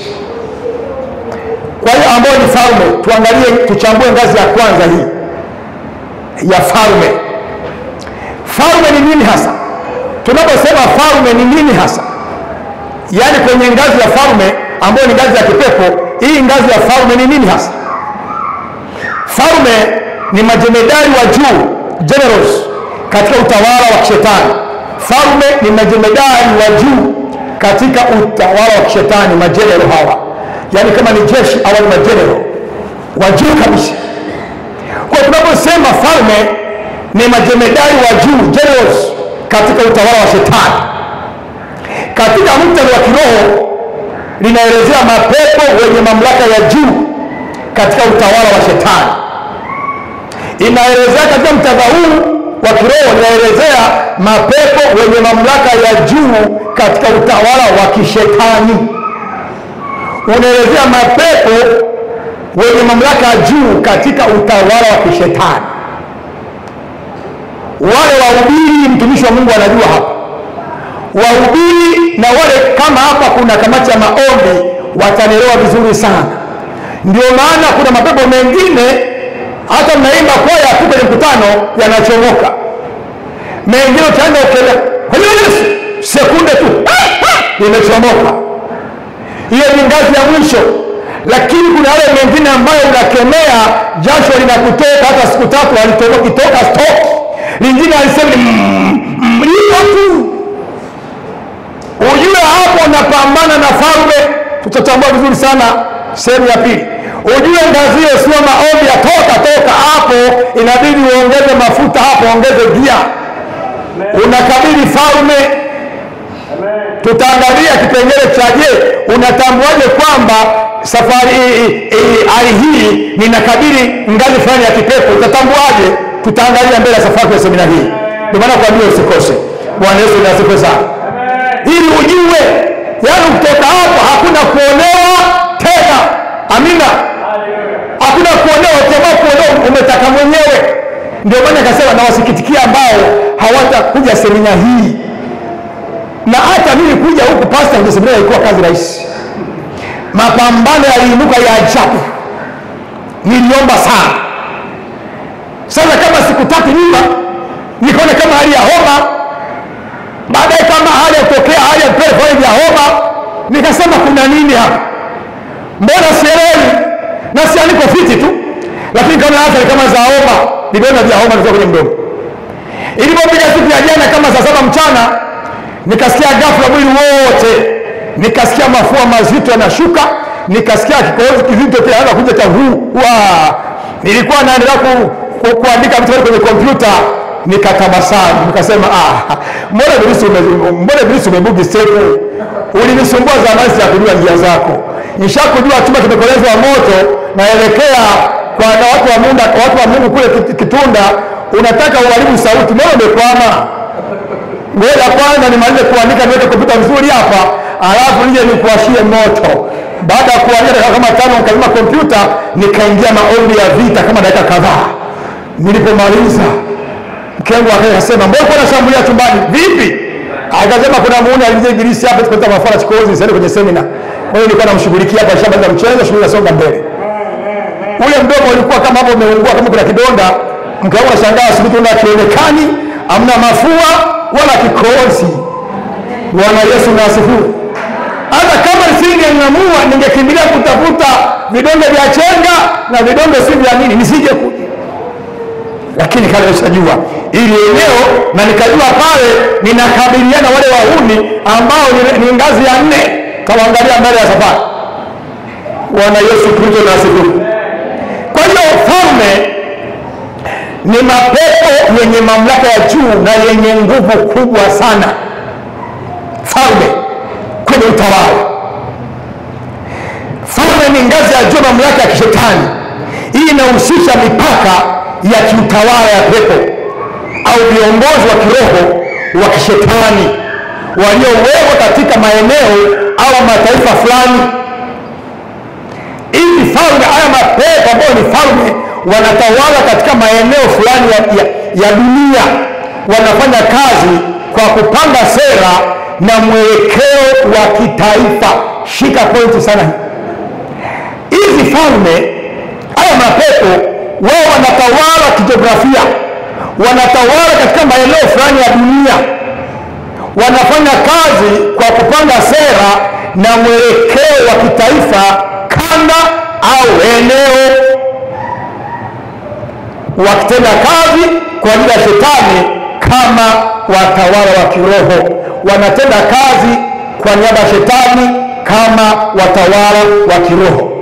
Sasa hizi falme ambao ni mapepo ya hali ya juu sana, majenerals kwenye utawala wa shetani, wao wanatawala na kumiliki maeneo ya kijiografia.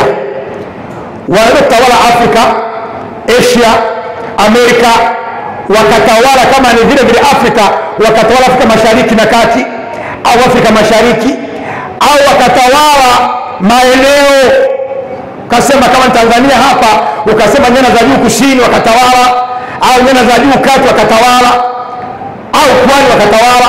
Kwa wanatawala maeneo ya kijiografia, maeneo ya kitaifa, maeneo ya mabara, na kazi yao kubwa ni kupanga sera na mwelekeo wa kitaifa. Kazi yao kupanga sera na mwelekeo wa kitaifa. Sasa zile ngazi nyingine ambazo bakia 3, utakuja kuona jinsi gani zinatekeleza majukumu. Yani utawala na mpango wa kishetani ni kama unavyoona utawala na mpango wa duniani ulivyo, kuanzia rais, kuja makamu wake, mawaziri, kuja mapolisi, jeshi la kulinda nchi, kuja mwenyekiti wa mtaa, balozi nyumba 10. Ndivyo utendaji wa shetani ulivyo. Ili anga la kitunda hili, yuko mkuu anayemiliki kitunda hapa, na kama anamiliki ana madhabahu na ana jeshi la kutimiza misheni kitunda. Ndio maana nimekuambia haya maeneo yanapokuwa yanamiliki ukanda na maeneo tofauti tofauti, ndio maana unakuta tabia za watu na maeneo ziko tofauti tofauti. Unasema hili taifa watu ni wapole kama Tanzania, umemkanyaga, umemuonea ni ewala, umemwibiana neno. Usilijie umekaa tu umetaka, kuna nguvu inatawala hapo, sera imepangwa hiyo. Na tutakuja kuangalia Mungu alipoumba mwanadamu kumleta chini ya jua, alijua kutakuwa makabila na rangi na maeneo na nchi tofauti. Ndio maana kila nchi aliwekea resources, vyanzo vya uchumi kila eneo, au dhahabu, au mafuta, au makaa ya moto, au makaa ya mawe, au bahari, au ziwa, au mito, au miti. Hata kwenye nchi Mungu aliweka hivyo. Unakuta eneo hili mahindi yanakubali, eneo hili mpunga unakubali. Unapokubali mpunga, mahindi yakubali. Unapokubali mahindi, mpunga ukubali. Huku nasema tunakubali zabibu, huku hazikubali. Ukubali papai, huku nakubali. Huku migomba, huku ikubali. Huku mibuni, huku ikubali. Usifikiri mimi nakataa, ni Mungu aliweka hivyo. Yote alipima mibuni nchi nzima, mtamuzia nani? Yote mahindi yakubali, nani atamuzia mwenzie? Mungu aliweka uchumi na leo kitu ni hili kwa raha, lakini ibilisi mwana wa laana akaja kuharibu mambo. Ndio maana anatawala maeneo ya mataifa akipanga sera na mwelekeo wa kitaifa.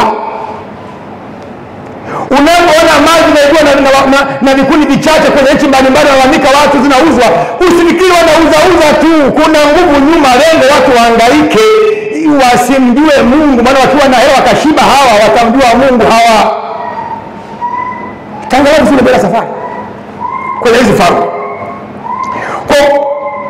magavana wa kiroho wa mataifa na maeneo makubwa ni miungu ya uongo inayotawala kiroho juu ya jamii nzima.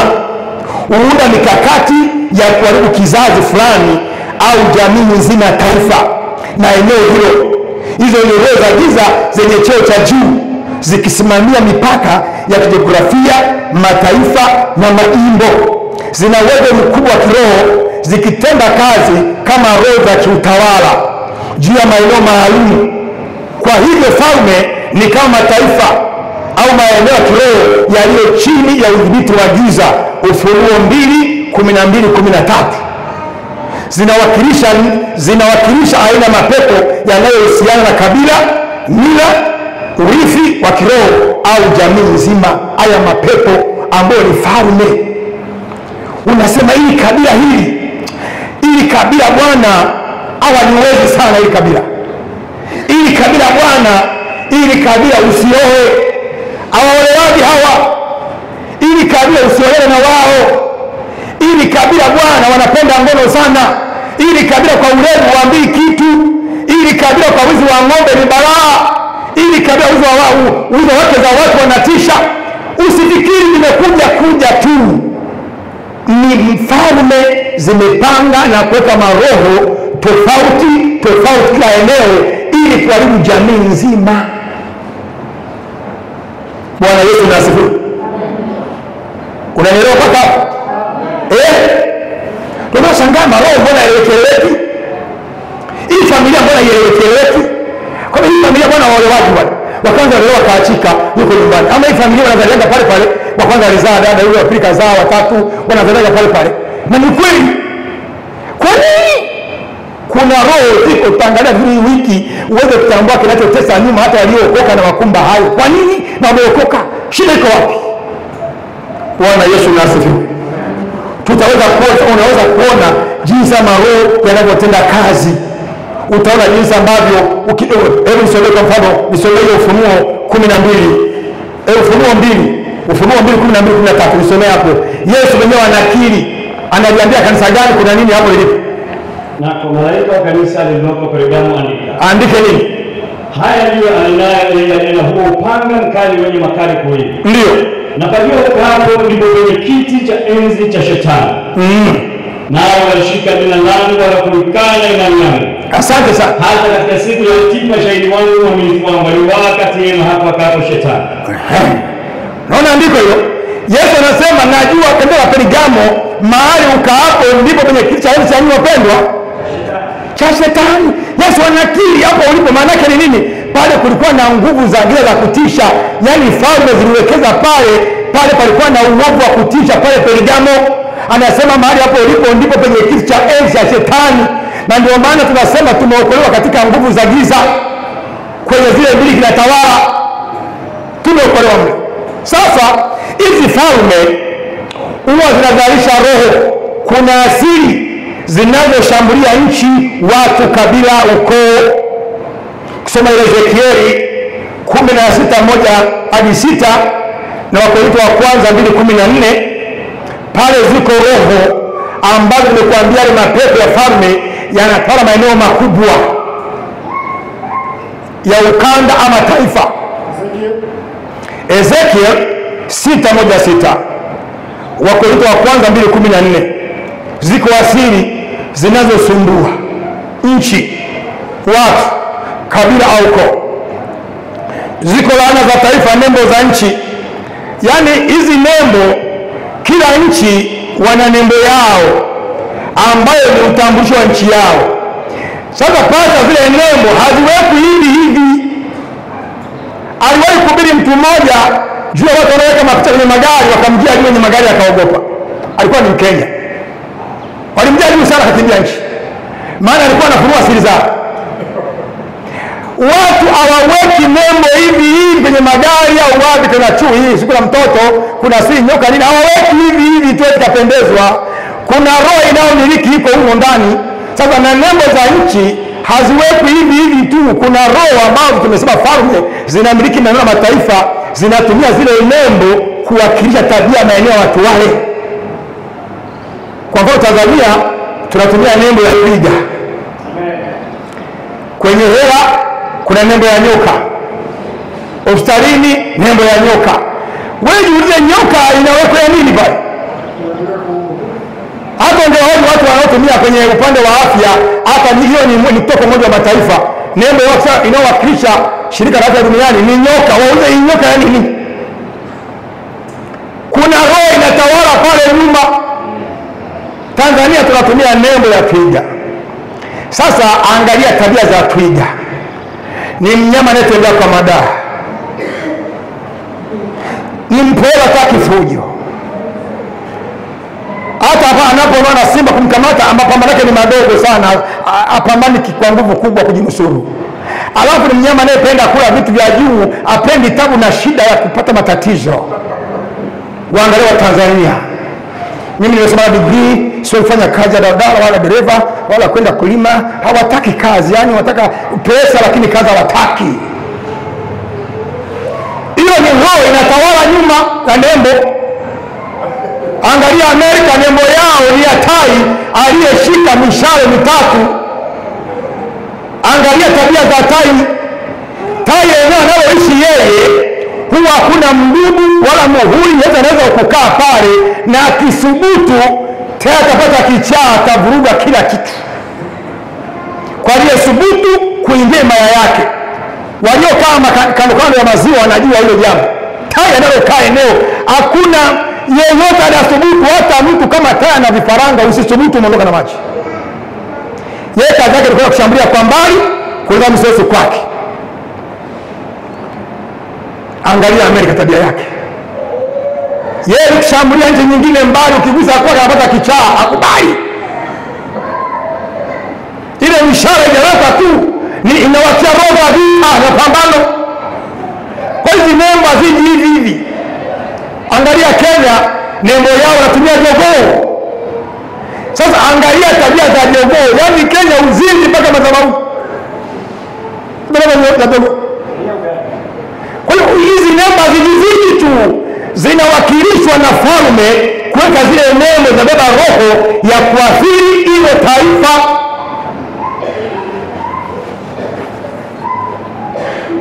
Kuna roho zinazosumbua kabila. Nimeshawaambia kuna makabila ambayo roho zao ziko hivyo, na hata ukiokoka umjue Yesu sana na kujua hizi hila na hizi nguvu za giza, ndipo uchomoke. Vinginevyo ni ngumu. Mimi ni Muhaya, tena Muhaya ambao ni wa uzao wa kifalme kabisa, na Ikulu mpaka leo yuko pale Mlemba wilayani. Lakini angalia roho inayosumbua kabila la Wahaya. Wana kiburi na majivuno nshomile, majeuri kweli kweli, yani wanajisikia Wahaya, yani wanajiona wao ni bora kuliko makabila yote na nchi yao. Yani wao hakuna watu wengine, yani wao wenyewe takataka, wanaita Wanyamahanga. Hiyo ni roho inasumbua. Hata viongozi wanakwenda Bukoba kule kuongoza, leo kuna Charamila mkoa akasema ni mwongoza mikoa mbalimbali, lakini Bukoba ni mwisho. Ujuaji mwingi, majivuno, kibri. Ni kweli wananchi nzuri, wana maziwa mazuri, wamejenga majumba, wana maeneo makubwa, lakini roho ya kiburi imejaa, iko ndani. Wako hivyo, ni roho ambayo Ibilisi falme zimeweka kwenye hiyo kabila ya kiburi, mpaka uokoke sana na ujue hizi roho uweze kuchomoka, vinginevyo unaomezwa na hizo roho. Angalia makabila mengine, kwa mfano kama wasemaga watu gani wanasema kujinyonga, sio watu gani Wahehe wanasema kama wao kimuzi kidogo wanataka kujinyonga, wanajinyonga yake kwa ni faster tu. Usitoke fikiri wajinyonga wanataka, kuna roho imewekezwa pale na falme. Yani kila kabila imeweka roho ya kuliharibu hilo kabila. Kiangalia kama ni watu wa kusini au na Makonde, hawataki kusoma, ujinga umejaa. Ni mikoa ambayo toka uhuru na kabla iko nchi kimaendeleo, hawaeleweki, shule hawataki kusoma. Yani wapo tu usifikiri wametaka wenyewe, iko roho inatawala na hilo kabila, inaweka ujinga. Kwa ni falme ambazo zinaharibu nini? Zinaharibu makabila na maeneo pamoja na familia. Ukiangalia jina uliopewa. Haya majina tunayoitana haya, ndio watu nawaambia, unapoita mtoto jina lazima ujue hilo jina lina maana gani. Jina linabeba roho. Kwa wapendwa, itabidi nisimamie hapa kwa leo. Jina linabeba roho. Unapoita mtoto haya majina ya kigeni, maana majina yote Jose, sijui Ana, Grace, Matayo, haya majina ya kigeni haya, lazima ujue hilo jina linamaanisha nini. Usiiteite tu. Hata majina ya kikabila usiiteite tu, lazima ujue jina hilo lina maana gani, maana majina yanabeba roho ndani yake. Kwa hiyo tumeisha tangaza kwa kina siku ya kesho namna ulivyozaliwa, Zaburi, yani namna ulivyozaliwa, yale maneno uliyotamkiwa. Tutakuja kuangalia kwa uzuri mtoto anapozaliwa, mtu aliyeokoka. Usikimbilie tu na mweka sebuleni watu wajibebee. Kuna tatizo. Wayahudi walilijua hili. Mtoto alipokuwa anazaliwa Kiyahudi, mpaka leo anayeruhusiwa kumuona ni baba yake au mama yake tu, mpaka zipite siku 8. Kama ni wa kiume atailiwe, alafu aende madhabahuni, wapeleke sadaka, aweke wakfu na kuhani. Baada ya hapo ndio kuta analetwa sebuleni watu wajibebee. Kama ni wa kike, zipite siku 40, wapeleke sadaka, aweke wakfu madhabahuni, ndipo aweke sebuleni watu wajibebee. Kwa nini? Wapo watu wengi ambao ni wachawi na waharibifu, wanabeba roho, wanazingiza ndani ya mtoto. Wao wanamleta madhabahuni, kumweka wakfu hapa, ananena stakinwani, wenzao hoja mweka wakfu siku nyingi. Mimi mwanangu wa mwisho mimi alipozaliwa, baada ya kunyamua hizi njama, nilimweka wakfu mwenyewe kama kuhani. Alipozaliwa Temeke miaka 13 iliyopita, alizaliwa kama leo usiku. Nikaenda asubuhi kama kisha mamake jifungua salama mchukue. Nilipoona nikaona kabizwa mimi mwenyewe. Pale. Pale kwenye gari pale nimesimama kwenye gari. Akajenga kwenye gari nikakashika sikio la kulia, akapiga sala ya toba. Sema Miriam.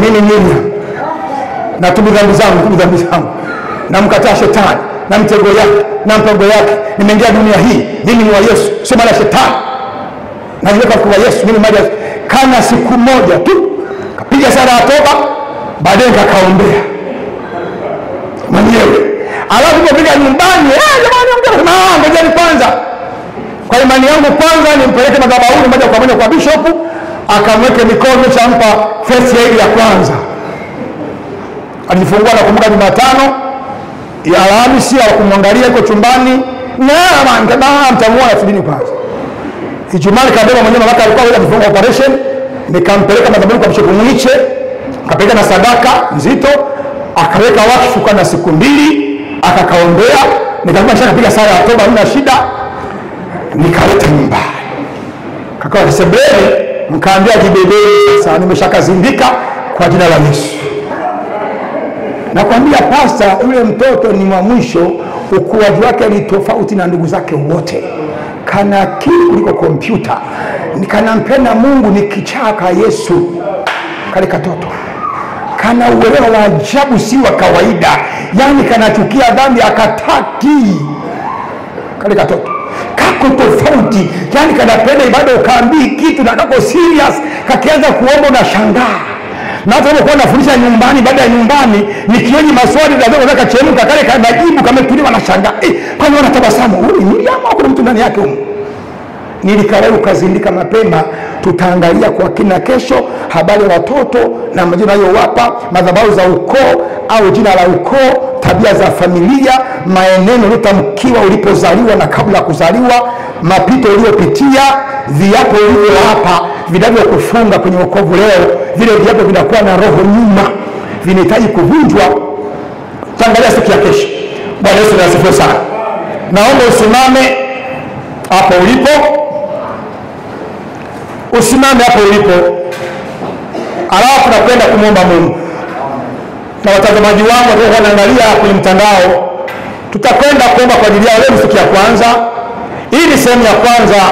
Hakikisha mtazamaji wangu nafuatilia sehemu ya 3, sehemu ya 2, ya 3, ya 4, ya 5, ya 6, ili uweze kuelewa mtu aliyeokoka kwamba tuko kwenye vita ya kiroho, na hii vita tunahitaji mapambano.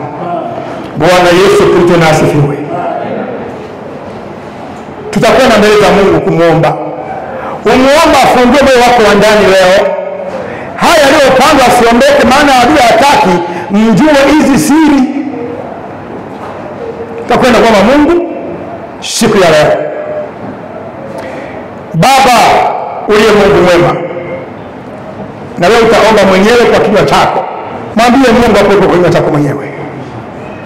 Na kutoka hapo ile kualika watu wengine kesho usikose. Baba uliye Mungu mwema, mfalme uliye Bwana wewe na Mungu mwenye nguvu, naomba wajalie neema watu wako hawa siku ya kwanza ya semina, ili wajue siri hizi. Fungua mioyo yao na masikio yao ya ndani, ili Baba waijue neema yako na waweze kufunguliwa na kujua ukweli huu. Yesu, maana aliyapendi watu walio kweli huu ili waendelee kumsumbua. Baba yangu ndiye Mungu, Bwana kushukuru. Baba yangu ndiye Mungu, Bwana kutukuza. Katika jina la Yesu, nenda kinyume na kila mipango na mikakati na nguvu za adui ambazo zimeinuliwa kinyume nawe. Baba yangu Mungu mwema, Baba yangu Mungu mwenye nguvu, Baba yangu Mungu mwenye uweza, wewe ndiye Mwenyezi Mungu uliyejaa neema na rehema. Wajalie watu wako hawa wafungulie mioyo yao na uzigue masikio ya ndani, ili wajue siri za adui na utendaji kazi wa adui. Bwana Mungu wa majeshi, watu wameokoka lakini bado wananyanyaswa, wanaonewa, wanakandamizwa na adui. Maisha haya yasomeki, maisha yanaeleweki, na huko wameokoka. Bwana Mungu mwenye nguvu, mfalme, naomba watu wao wasaidie, uwajalie neema Yesu ya kufungua akili zao na fahamu zao, ushindi wa katikati yao Bwana Yesu. Maana watu wameumizwa Bwana, wameokoka lakini bado wanalialia, wanaonewa na adui, wanaumizwa na adui. Kwa nini Bwana? Ni kwa sababu hajagundua siri wala mipango ya shetani jinsi anavyoonea watu wake. Kwa hiyo Bwana, naomba uwafungue fahamu zao ili wajue haki zao, watambue level 4 au ngazi 4 za utendaji wa kazi wa shetani, ili wafunguliwe na kuwekwa huru. Bwana Mungu wa majeshi, ninakushukuru na kukuhimidi katika jina la Yesu Kristo, nikisema na kushukuru. Wewe sema amen. Mungu akubariki. Usikose mwendelezo wa semina hii. Amen. Karibu pastor.